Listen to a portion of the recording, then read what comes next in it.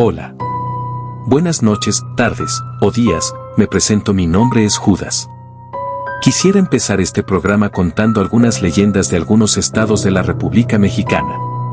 Sin más que aportar, comencemos. La Fuente de los Muñecos. En el barrio de Sonaca del estado de Puebla está ubicada la famosa Fuente de los Muñecos, cuyo nombre se debe a una trágica historia que ha dado pie a una leyenda. La fuente se sitúa exactamente entre las calles 22 Oriente y 18 Norte de la ciudad. En la fuente hay dos personajes, una niña que lleva un vestido muy bonito amarillo y un niño con impecable overol que sostiene en una mano un paraguas abierto. Cuenta la leyenda que cerca de la fuente había una finca propiedad del gobernador de Puebla Maximino Ávila Camacho, hermano del presidente de México Manuel. En la propiedad de dicho gobernador trabajaba un hombre padre de dos niños pequeños. La niña contaba con 6 años y el niño con 7. El padre quería mucho a sus vástagos, y estos eran muy felices y se pasaban el tiempo jugando, cantando y riéndose a más no poder.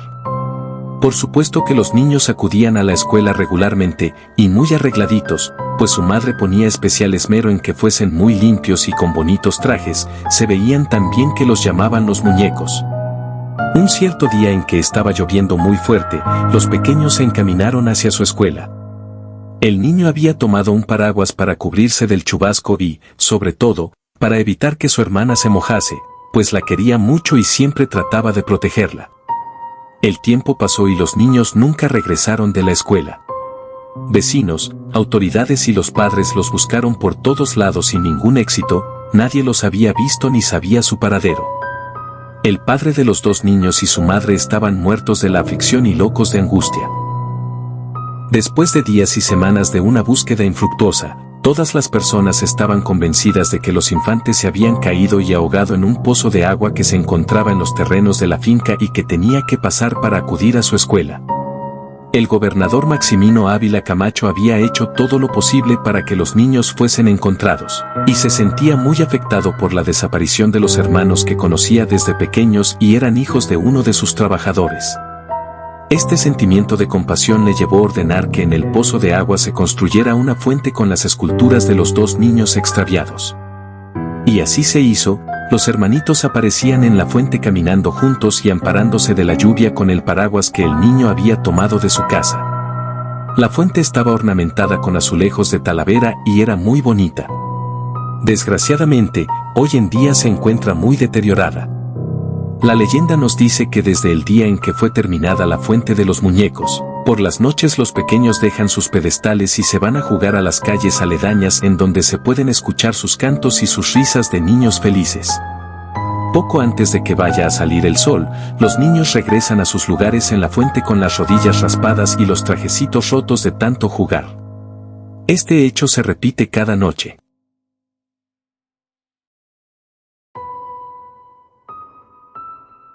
El tesoro y el diablo. Cuenta una leyenda del Estado de México que, en el año de 1880, en Valle de Bravo, cerca de una barranca, una banda de ladrones iba huyendo de la justicia. Las mulas que llevaba la pandilla iban completamente cargadas de lingotes de oro, plata y numerosas y valiosas joyas que habían robado a las personas que habitaban cerca de la mina de Temascaltepec. Los soldados que los perseguían estaban a punto de atraparlos, por lo cual los bandidos se encontraban tan desesperados que decidieron esconder el rico tesoro robado en una cueva que se encontraba en la barranca por la que transitaban. Ya guardado el botín en dicha cueva, procedieron a ocultarla tapándola con mucha tierra, de tal manera que los soldados no pudiesen verla. Pasado un cierto tiempo pensaban regresar a buscar tanta riqueza que su trabajo les había costado robar. Montaron en las mulas y se dispusieron a huir, ya tranquilizados porque se habían deshecho del tesoro. Cuando ya se creían a salvo, un pelotón de soldados les dio alcance y mataron a todos los ladrones en la escaramuza que tuvo lugar. Al ver que los facinerosos no llevaban nada de lo robado, los soldados buscaron por todos lados sin ningún éxito. Y no solamente ellos, sino que muchas personas se pusieron a la búsqueda de tan preciado y valioso tesoro, que por supuesto nunca encontraron. Pasaron muchos años y del tesoro, nada. En cierta ocasión, 3 hombres conocidos con los nombres de Rafael Flores, Juan Hernández y Antonio Sánchez, decidieron ir en busca del tesoro, pues estaban seguros que estaría escondido en la barranca y que solamente era cuestión de buscarlo con ahínco. Acompañados de un tal Primo Castillo, quien conocía muy bien la zona, hicieron los preparativos y planearon el lugar donde iban a escarbar. Cuando estaban trabajando de pronto escucharon unos quejidos horrendos que salían de la tierra. Al escucharlos echaron a correr despavoridos, pues pensaron que el tesoro lo tenía el diablo en su poder. Pero como la sed de riqueza era muy grande, poco después se armaron de valor y regresaron. Antonio, que era muy religioso, se colgó al cuello un rosario bendito. Cuando estaban trabajando, un extraño hombre se acercó a él, le robó el rosario y echó a correr. En otra ocasión, vieron en el tepeguaje un mono negro con sombrero que reía como poseído. Antonio se puso a rezar y el mono desapareció inmediatamente. Después de todas esas apariciones del demonio, los ambiciosos amigos decidieron no volver a la barranca y olvidarse del famoso tesoro que sigue sin ser encontrado.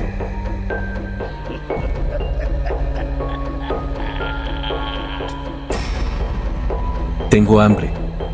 Cuenta una leyenda yucateca que en el siglo XIX ocurrió un terrible hecho en una ciudad localizada en el municipio de Maní y cabecera del mismo.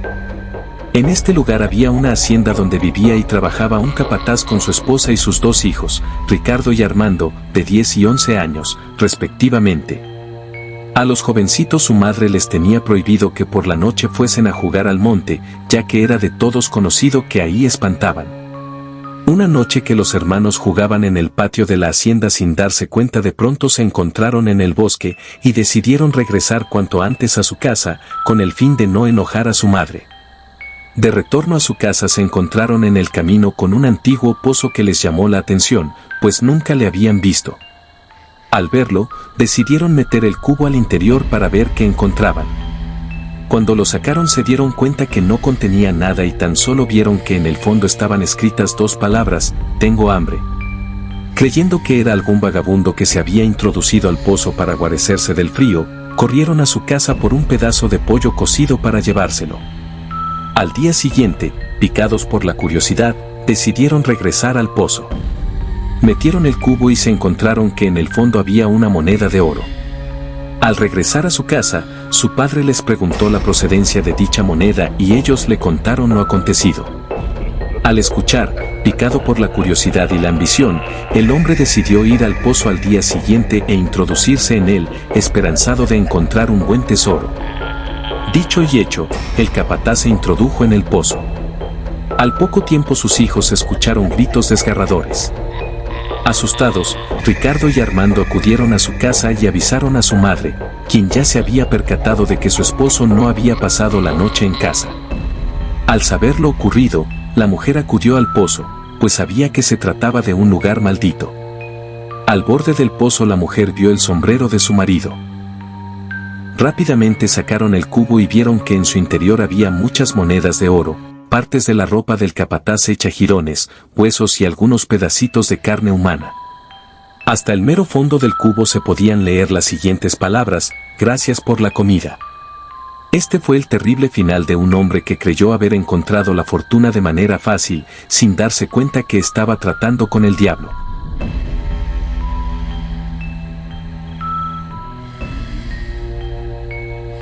El niño enterrado, leyenda de Zacatecas.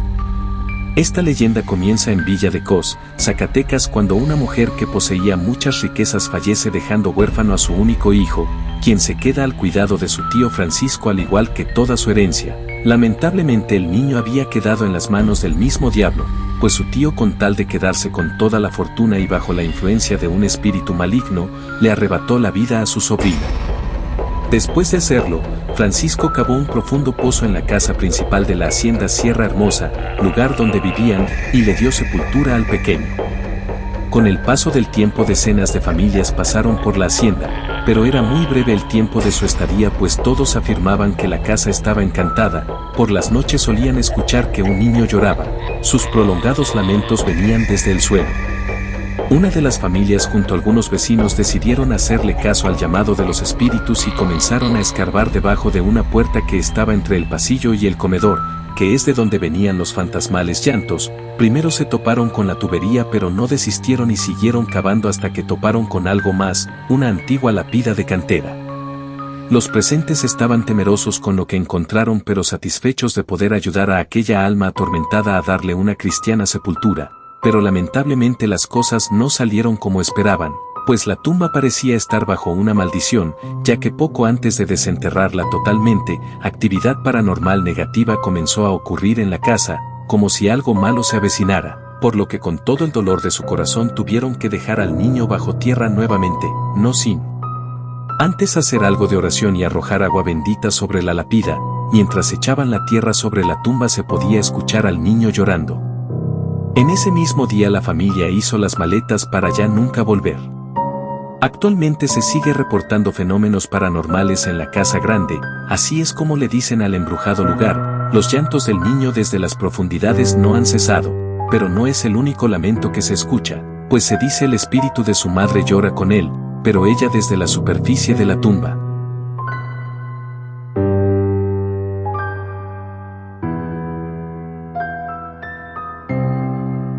Leyenda de la Casa de los Tubos.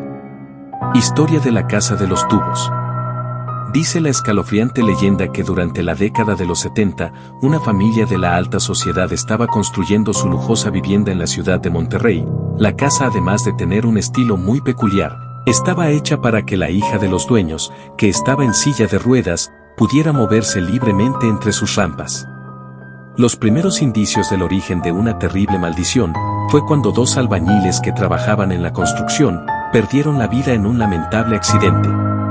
La obra fue suspendida durante unos meses, pero pasando un poco de tiempo, inició nuevamente la construcción de la casa, sin saber que otro terrible accidente estaba por arribar. La niña de 12 años perdió la vida al caer desde uno de los ventanales de la casa. Las historias que cuenta la gente dicen que años más tarde, una familia se interesó en comprar la casa abandonada. En una de las visitas, el pequeño hijo, al igual que la niña de silla de ruedas, sufrió una espantosa caída desde un ventanal de la casa, accidente que le arrebató la vida. Vecinos, trabajadores y curiosos visitantes de la embrujada Casa de los Tubos han sido testigos de manifestaciones paranormales, especialmente durante las noches, pues cuentan que han llegado a ver a la niña fantasma, mirando desde el ventanal de una de las habitaciones. Se dice que la pequeña espera un día encontrar consuelo para su alma. La Casa de los Tubos en la actualidad.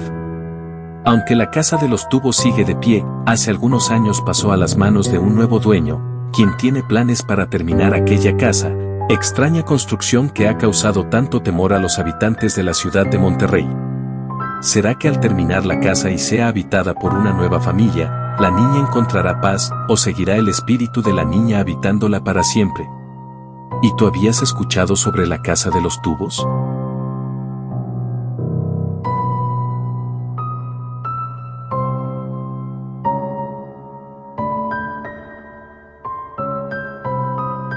El aquelarre de brujos en Catemaco, Veracruz.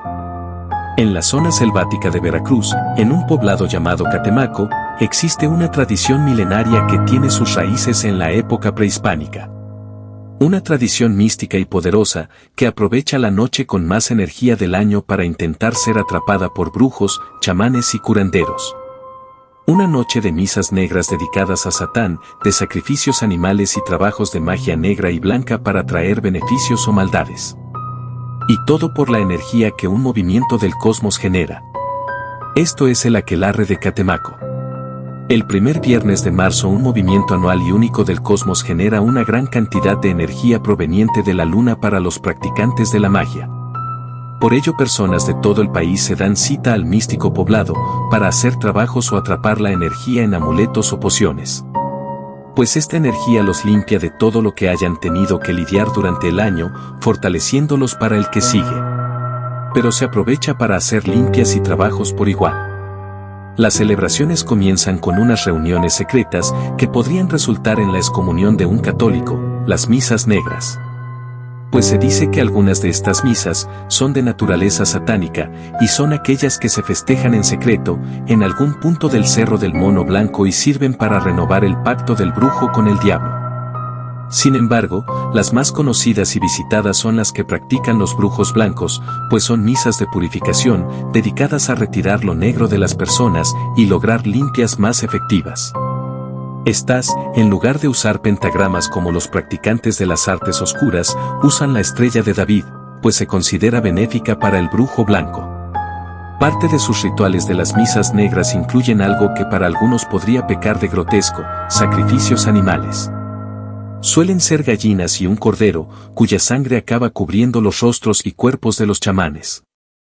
Estos animales suelen ser usados como representantes o portadores de los males de las personas, que con su muerte acaban siendo liberados. Y aunque esto no se hace en cada persona, sí fungen de apertura para las misas. Al margen de un lago, grupos exóticos de instrumentos prehispánicos brindan y bailan bajo la luna, como ceremonia en honor a la Madre Tierra. Se dice que para limpiar toda la mala vibra, pero de igual forma, según cuentan ellos mismos, para abrir nuevos portales de energía a través de su danza a manera de catarsis, armonizando sus cuerpos con las fuerzas del cosmos. Algo interesante es que sin importar tus creencias, en este lugar, en este día, serás respetado. Puedes convivir con brujos que pactan con el diablo, como con curanderos que recen a Dios. Y no habrá rencillas o problemas, pues todos están ahí para aprovechar la energía, que al ser tan grande, estalla en energía positiva y energía negativa por igual.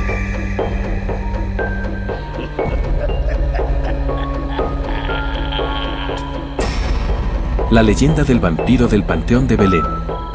El Panteón de Belén fue inaugurado en 1848 y clausurado en 1896, debido a que las epidemias lo llenaron rápidamente. A pesar de que desde entonces y hasta 1996, el cementerio permaneció vacío, sus leyendas continuaron con vida.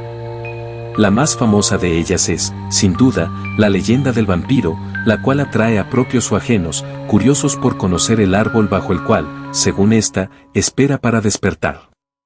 Pero, si tú aún no la conoces, aquí te dejamos la historia más tenebrosa de este panteón.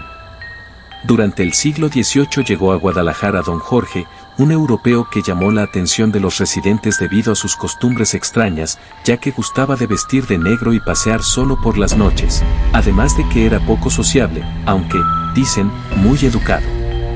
Al mismo tiempo de su llegada, comenzó a suceder un fenómeno muy extraño en los alrededores de la hacienda que compró. Los animales de ganado, como las vacas y las chivas, amanecían muertos, desangrados, pero sin signos de violencia. Después, cuerpos de niños y doncellas también comenzaron a aparecer en los alrededores de la hacienda, con los mismos signos que tenían los animales. Así que los habitantes de Guadalajara se pusieron de acuerdo para dar caza al asesino. Una noche, los gritos de una joven atrajeron a los pobladores, quienes encontraron a don Jorge prensado al cuello de su víctima y lo persiguieron hasta lograr atraparlo. Luego, lo llevaron al Panteón de Belén, en donde le clavaron una estaca de madera en el corazón. Mientras lo hacían, don Jorge juró vengarse. Una vez muerto, lo pusieron en un ataúd y lo enterraron. Meses más tarde, ante el asombro de quienes le dieron muerte, la estaca se convirtió en un árbol, cuyas raíces abrazan la tumba del vampiro. Según la leyenda, cuando el árbol se seque o se caiga, el vampiro despertará de su sueño y se vengará de los descendientes de quienes lo persiguieron y mataron aquel día.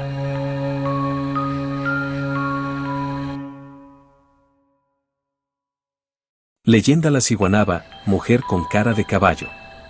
Hace un par de décadas dos hombres que llevaban una vieja amistad y hasta se trataban de compadres, trabajaban desde muy temprano en una parcela a las afueras de Rosamorada. Como es común en este tipo de trabajos, la jornada laboral suele extenderse hasta altas horas de la noche. Ambos, al ver que la penumbra los había alcanzado, decidieron dar por concluido su día de trabajo y comenzar el camino de regreso a casa. Abordaron una camioneta y siguieron el trayecto que todos los días seguían. Sin embargo, uno de ellos, el que iba en el asiento del pasajero, tuvo la necesidad de ir al baño, así que le pidió a su compadre que se detuviera junto a la carretera. Esas carreteras carecen de iluminación durante las noches, sin otra más que la que proporciona la luz de la luna. Con esa luz muy tenue el hombre salió del vehículo y se alejó un poco. Mientras permanecía parado orinando, su atención la capturó una escena enorme. Observó que al pie de un barranco se encontraba parada una mujer dándole la espalda a él. El hombre, contrario de asustarse, terminó de hacer su necesidad y comenzó a llamar a la mujer advirtiéndole del peligro por estar tan cerca del barranco, pero no hubo respuesta. El desesperado comenzó a acercarse para rescatar a la mujer en aparente peligro. Justo en ese momento, cuando ya estaba a unos pocos metros, la mujer volteó y el horrorizado descubrió que detrás de esa figura de mujer se escondía una horrorosa y diabólica cara de caballo. No atinó a hacer otra cosa más que correr. Al acercarse presuroso a su compadre que lo esperaba en la camioneta, le pidió que pusiera en marcha el vehículo y se fueran de allí. Su compadre extrañado le preguntó el motivo de la prisa, pero él solo insistía en que se fueran. Después, sintiéndose a salvo y al llegar a casa, el hombre contó su experiencia y desde entonces acordaron jamás volver a detenerse en la carretera durante la noche porque puede que aún la ciguanaba siga rondando por esos lados.